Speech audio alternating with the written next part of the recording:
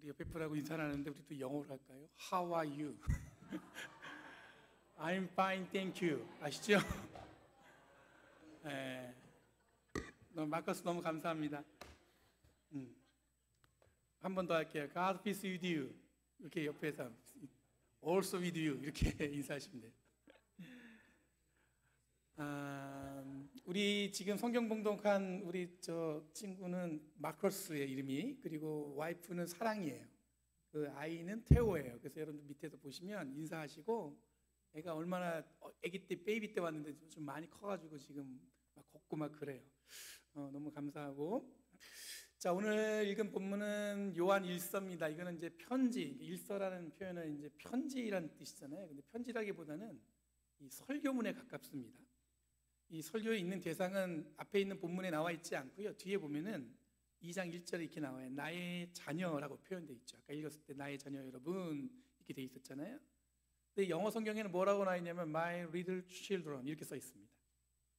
그래서 이게 보면은 정말로 어린 아이한테 보내는 어떤 편지, 뭐 그렇게 설교문일까 그렇게 볼 수 있는데, My little children 이건 뭐냐면 이제 막 기독교 신앙을 시작한 초신자를 가리키는 말이에요. 그러니까 이제 오늘 읽는 이 설교의 내용은 누구를 위한 거예요? 이제 막 교회 공동체에 들어왔고 예수를 믿기 시작한 분들을 위해서 지금 설교하고 있는 내용이 담겨져 있다는 얘기예요.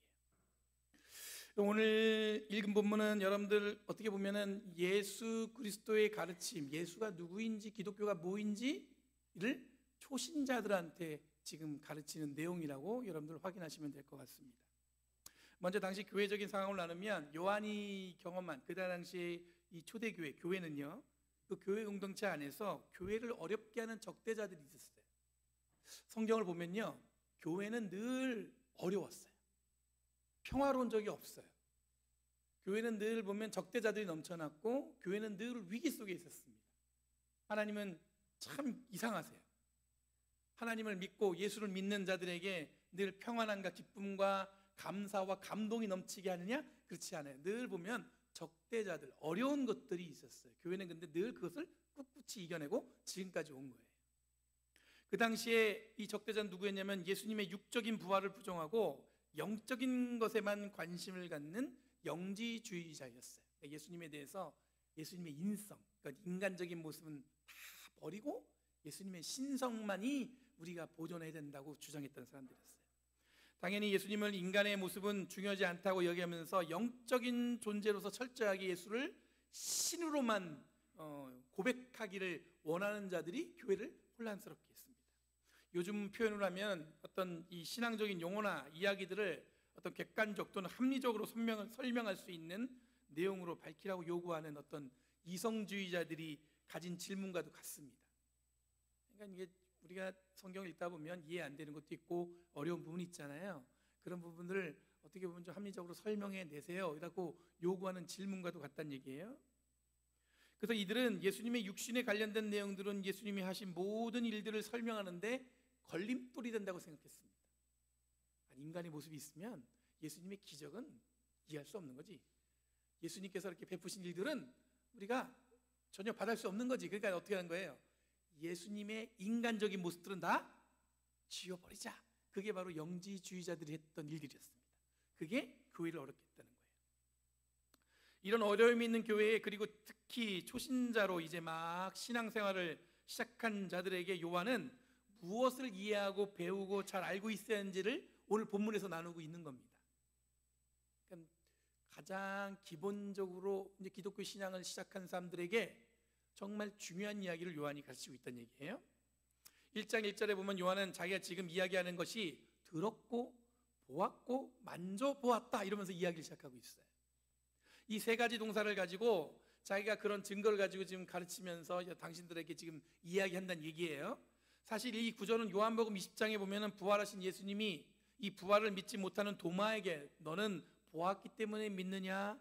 나를 보지 않고도 믿는 사람은 복이 있다. 그 말씀하고는 약간 맞지 않습니다. 하지만 초신자들에게는 보았고 그다음에 들었고 만져보았다는 어떤 증거는 꽤 사람들에게 든든하게 그들의 마음을 움직일 수 있는 내용들이었던 것 같아요. 굉장히 좀 재미있는 얘기죠. 들었어요. 보았어요. 거기다 뭐 했어요? 만져보았다. 이건 도마가 여러분 예수님이 그 부활하신 예수님의 옆구리를 만져보았다. 그 얘기를 같이 하고 있는 거예요. 그걸 가지고 당신들한테 내가 지금 증거하는 거다. 가르치는 거다. 그 얘기하고 있습니다. 여러분 예수를 통해서 그리스도인이 된다는 것은 생명의 말씀을 이해하는 것이라고 요한은 그러면서 시작합니다. 생명의 말씀, 예수님이 이해한다는 생명의 말씀. 요한복음이 여러분 시작할 때 뭐라고 했냐면 말씀이 육신이 되었다라고 말씀했잖아요. 이게 굉장히 어려운 얘기예요. 이게 무슨 얘기인가? 근데 오늘 요한 1서는 뭐라고 했냐면 생명의 말씀이에요. 또 이 생명의 말씀은 뭔가? 여러분 우리들이 교회에 와서 예배하고 교제하고 공부하고 나누는 모든 것들은 이 생명의 말씀을 깨닫기 위해서 그렇다는 거예요. 그러니까 우리가 기독교 신앙을 갖는다는 것, 예수를 믿는다는 것, 어쩌면 이것들은 다 뭐냐면 생명의 말씀을 갖는다는 그런 의미예요. 그걸 이해하는 거예요. 이를 위해서 첫 번째로 이 요한이 얘기한 건 뭐냐면 깊은 사귐이 있어야 된다고 얘기하고 있습니다. 이 사귐의 의미는 오늘날 교제라고도 이야기할 수 있어요. 우리 교제하는 거예요, 같이. 이걸 통해서. 그러니까 초신자들한테 처음에 한 얘기가 뭐냐면 사귀어야 된다는 거예요. 이 교제에 대해서 궁금해하는 분들 많습니다. 함께 모여서 밥을 먹고 헤어지는 것에 무슨 의미를 찾지 못하겠다는 분도 있어요. 아니 목사님 맨날 모여서 밥만 먹고 이게 뭐 좀 뭔가 이렇게 뭔가 신앙적인 어떤 교육과 가르침과 뭔가 있어야지 밥만 먹고 헤어지면 이게 무슨 의미가 있습니까? 그렇게 저한테 물어본 분이 계셨어요. 근데 여러분 예수님의 사역에서 모여든 사람들의 공동체는 당시에 뭐라고 표현했냐면 밥상 공동체예요. 교회를 다르게 표현하면 뭐라고요? 밥상 공동체. 제가 만들어낸 말이 아니에요. 제가 처음에 신학교 갔는데 그 신학교 때 신학생들 처음 신학생이 읽어야 될 교재 해가지고 책을 이렇게 하나씩 나눠줬단 말이에요. 근데 뭐라 그러냐면 밥상 공동체라는 거야, 교회가. 이게 뭐냐면 밥을 먹고 나누는 것만큼 중요한 게 없다는 거예요. 그러니까 우리가 먹는데 열심인 거는 나쁜 게 아니에요. 조금 힘들어서 그렇지. 그렇죠? 예수를 적대시했던 사람들이 예수를 뭐라고 표현했는지 아세요? 예수를 적대시하고 그랬던 사람들이 먹기를 탐하는 자라고 예수를 그렇게 흉을 봤습니다. 저 사람은 먹기를 탐하는 자야. 여러분 예수님을 생명의 말씀으로 이야기해서 우리는 제일 우선적으로 첫 번으로 요구되는 행위가 뭐냐면 사귐입니다. 여러분 사역자들과 사귀는데 주저하지 마십시오. 여러분 최세영 목사님 앞에 찬양하는데 찬양만 하는 거룩한 목사님 생각하지 마시고 한번 만나서 얘기도 한번 해보세요. 오늘 찬양 왜 이거 어려운 거 하셨어요? 물어도 보고 그렇게 사귀는 거예요. 사역자들 그리고 전도사님들이 유스 그다음에 교회 학교 전도사님들 우리 예배 때 잘 안 보이니까 없는 것처럼 느껴지잖아요. 한번 보세요. 어떻게 지내냐고 한번 만나보고 보고 요즘에 사는 건 어떠냐 물어보고도 보고 몇 마디 이야기 나누는 것보다 함께 밥을 먹으면 더 깊은 관계를 가질 수 있습니다. 그냥 한번 얘기하세요. 밥 한번 먹죠. 이에 대해서 분명히 요한은 이 사귐의 노력이 곧 하나님과 예수님의 사귐이라고 전하고 있습니다. 성도들끼리 자꾸 사귀려고 노력하면 누구하고 사귄다고요? 예수와 하나님과 사귀는 거라고 요한은 얘기하고 있어요. 그러니까 때를 얻든지 못 얻든지 우리는 뭐하기 위해서 노력해야 돼요? 밥상을 나누기 위해서 노력해야 됩니다. 목회자하고 밥을 나누세요. 저한테 밥 먹자고 얘기하세요. 제가 살게요.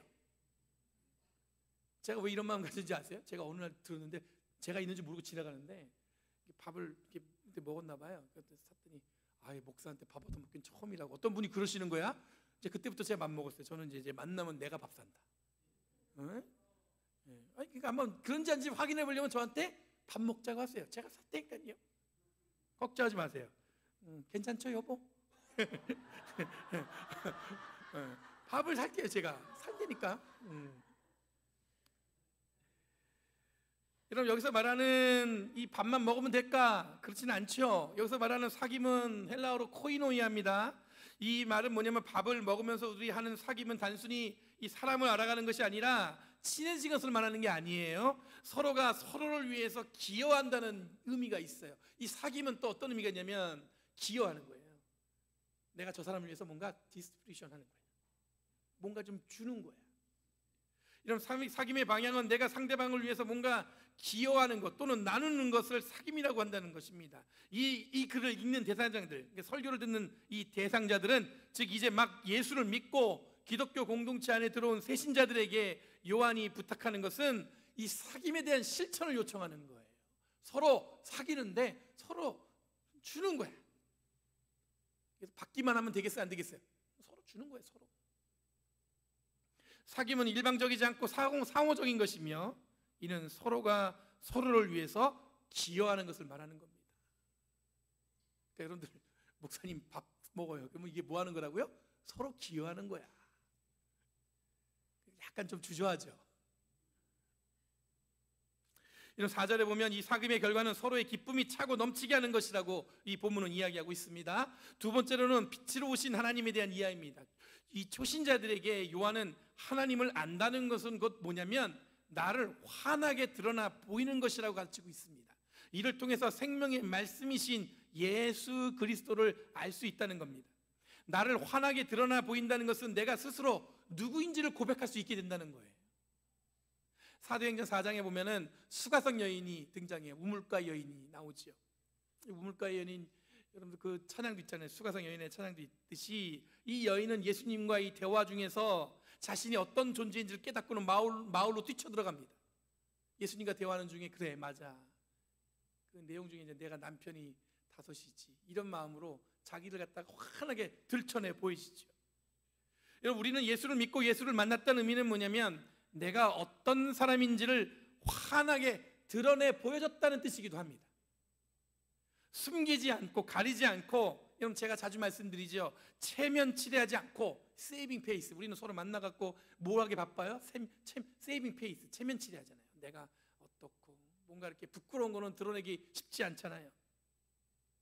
근데 우리 자신을 순수하게 환하게 어떤 존재인지 드러나지는 것, 이것이 여러분들 예수를 만났을 때 일어나는 일입니다. 이것은 매우 중요한 신앙적인 행위입니다. 함께 밥을 먹고 친해지면 각자의 어려움과 기쁨을 나누게 됩니다.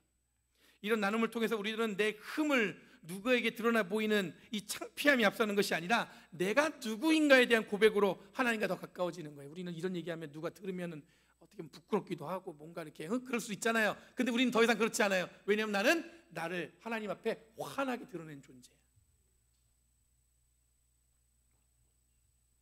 이 빛 가운데 주님과 함께 동행한다는 의미가 바로 그런 의미예요. 빛 가운데 있어라. 세 번째로는 요한은 예수님이 어떤 분이신가에 대한 세 가지 정체성을 얘기하고 있습니다. 예수는 어떤 분이냐? 2장 1절에서 2절에 나와 있어요. 첫 번째로 예수님은 누구예요? 변호자라고 얘기하고 있습니다. 두 번째는 의로우신 분이라고 얘기하고 있고요. 세 번째는 화목제물로 표현하고 있습니다. 그래서 예수님을 세 가지로 소개하고 있어요. 이 세 가지 모습에서 요한의 고백은 좀 더 친근하게 예수 그리스도를 우리의 삶에 가까이 동행하고 있음을 이야기합니다. 하나님은 분명히 이런 예수의 모습으로 우리들의 삶에 환하게 드러내 보셨다는 것을 이야기하고 있습니다. 생명의 말씀이 되시는 분은 우리들의 변호자입니다. 변호자, 의로우신 분입니다. 화목제물로 이렇게 세 가지 모양으로 우리가 이해할 수 있는 분이라고 기억하라는 거예요. 변호자는 우리들이 흔히 이야기하는 중보자라는 표현입니다. 이 파라클레토스라는 헬라어를 사용했는데 이 말은 뭐냐면 우리 편. 그러니까 예수님은 뭐냐면 내 편 되어 주시는 편이에요. 하나님은 누구 편이에요? 누구 편이에요? 내 편이에요, 내 편. 예수님은 누구 편이에요? 변호자시라니까 내 편이에요. 변호사가 내 편 안 들면 이건 변호사이 아니에요. 어려운 질문이군요. 변호자가 내 편이 되는 건 당연한 거겠죠. 내 편이에요. 주님은 변호자래요. 중보자래요. 내 편이에요. 우리 예수님은 누구 편이에요? 내 편이에요. 이 첫 번째 우리가 알아야 될 예수님의 모습이에요. 우리가 중보기도 할 때도 여러분들 이거 같은 단어를 씁니다. 다른 사람을 위해서 그 사람 편에서 기도한다는 거예요. 여러분 기도 제목 내놓을 때 저 이렇게 기도하기 원합니다 그 얘기잖아요. 그게 무슨 얘기냐면 중보기도잖아요. 내가 당신 편에서 기도한다는 얘기예요.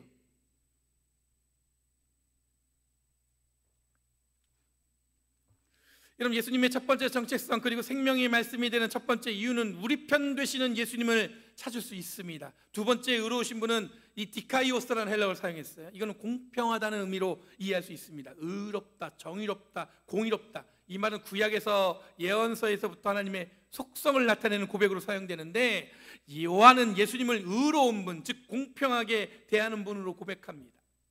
여러분, 공평하다는 것은 당시에 로마와 이스라엘 사이에서 드러났던 이 불평등한 관계, 또는 이방인과 유대인 간에 드러났던 불평등한 관계, 한 가지 더 생각해 보면 유대인들 사이에서도 율법을 잘 지키는 자, 그러지 못한 자, 로마에 친숙한 자, 그러지 못한 자 사이에 드러나는 이 불평등을 예수님은 그러하시지 않다는 것을 드러내 보이고 있습니다. 어느 누구나 다 공평하다. 그런데 평등하다는 게 어떨 땐 불평등하게 느껴질 때가 있죠. 예를 들어서 이런 겁니다. 마태복음 20장에 보면은 예수님께서 포도밭 일꾼에 대한 비유를 말씀하세요. 아침에 일찍 온 일꾼이나 마지막 해가 지기 전에 잠깐 1시간 일한 일꾼이나 주는 임금이 어땠어요? 똑같았어요. 근데 어떻게 공평하신 하나님이야?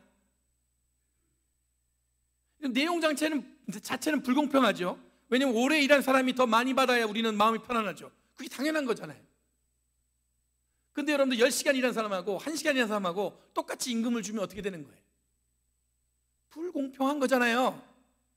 근데 여러분들 내용을 잘 보면은 이해할 수 있습니다. 자세히 본문을 들여다보면 이른 아침부터 일할 수 있었던 일꾼은 일하기 좋은 몸 상태예요. 그 사람은 늘 어딜 가든 간에 일꾼으로서 불림을 받는데 늘 주저하지 않고 사람들이 불러가요. 왜냐면 일하기 딱 좋은 모습이에요. 건강해. 그러나 해가 지기 전까지 그런 어떤 사람은 일을 찾지 못하다가 마지막에 일꾼으로 불려온 자들입니다. 이 사람은 하루 종일 자기가 일할 것을 찾다가 마지막에 뭐냐면 늘 허탕치기 일수인데, 그날은 이 포도밭 주인이 1시간이라도 불러다가 일을 시킨 거야.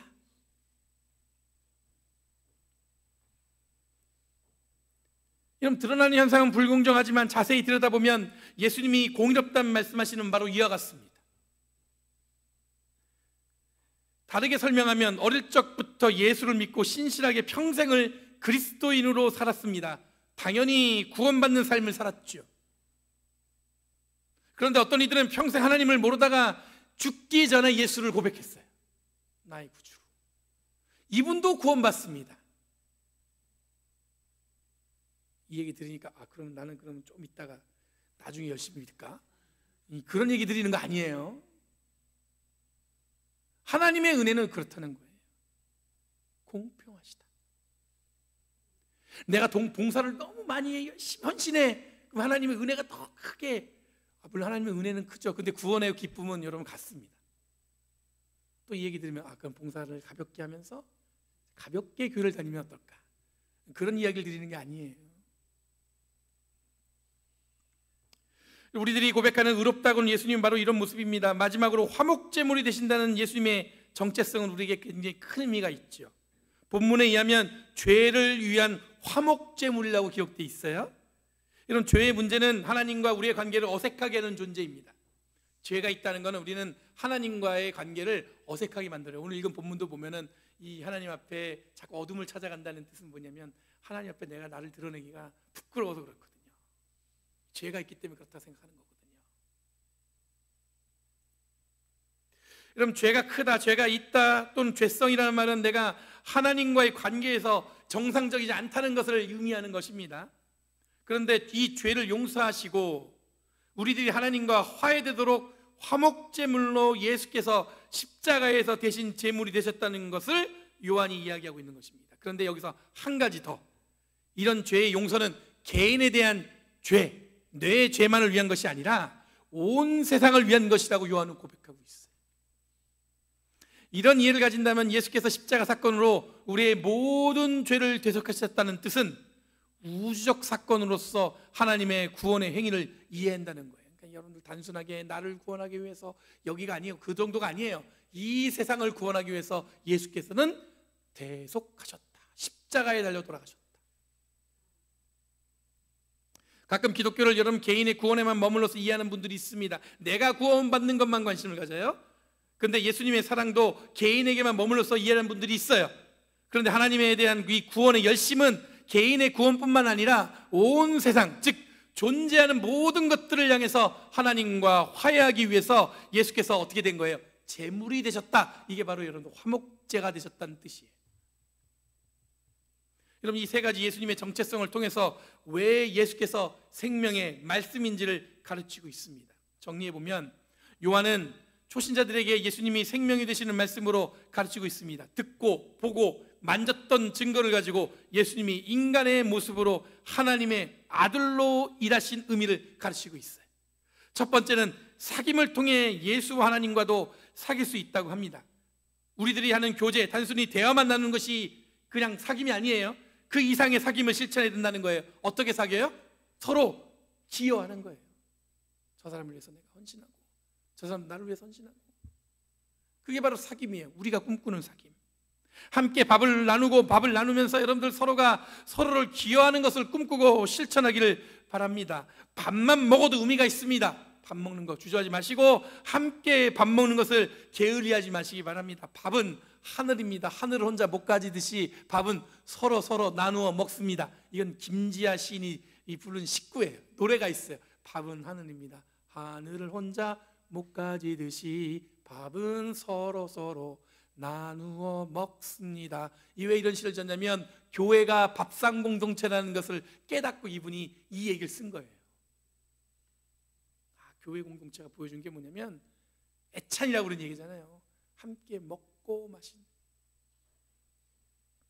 두 번째는 하나님은 빛이라는 사실을 기억해야 됩니다. 이 말은 우리들이 그리스도 안에서 환하게 드러나는 존재라는 고백이라는 것을 기억하셔야 돼요.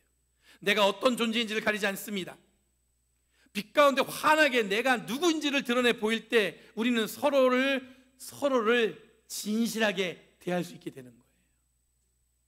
내가 누구인가? 여러분, 체면치레를 스스로 가두지 말고 누가 알까, 누가 볼까 두려워하지 말고 자신이 어떤 존재인지를 환하게 드러내 보이는 것은 곧 하나님 앞에 서 있는 자, 코람데오의 존재로 살아가는 존재가 되어야 된다는 얘기예요. 오늘 여러분들 이렇게 예배하러 오셨잖아요. 뭐하러 오셨어요? 하나님 앞에 서기 위해서 오신 거예요. 코람데오, 주님 앞에 서 있는 자들이에요. 그런 자들이 뭘 가려요? 다르게 얘기하면 우리는 빛 가운데로 나온 거예요.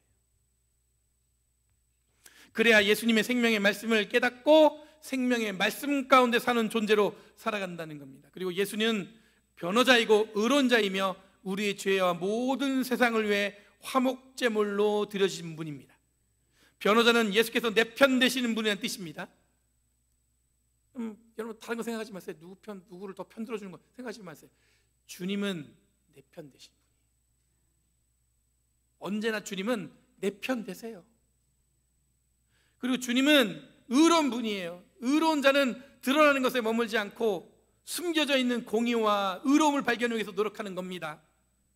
우리들이 하나님과 화해하기 위해서 우리의 모든 죄를 대신 짊어지신 화목제물로 드려진 분이 바로 또한 예수님이세요. 나만 아니라 모든 존재를 위해서 십자가를 지신 분이 예수님이란 뜻이에요. 이런 확신과 믿음이 있다면 상대를 보는 관점이 바뀝니다. 우리들이 마주하는 이 세상을 보는 관점이 바뀌죠. 하나님이 내 편이라는데 하나님도 저 사람 편 아니겠어요? 사람 보는데 여러분들 그러니까 어떤 마음이 들겠어요? 가볍지 않겠죠. 가볍지 않겠죠. 여러분들이 솔직하게 빛 가운데 나가서 나의 모든 것을 환하게 드러났다고 했을 때 사람들이 날 흉보면 어떨까? 아니에요. 하나님은 누구 편이에요? 내 편이라니까. 창피한 게 어디 있어?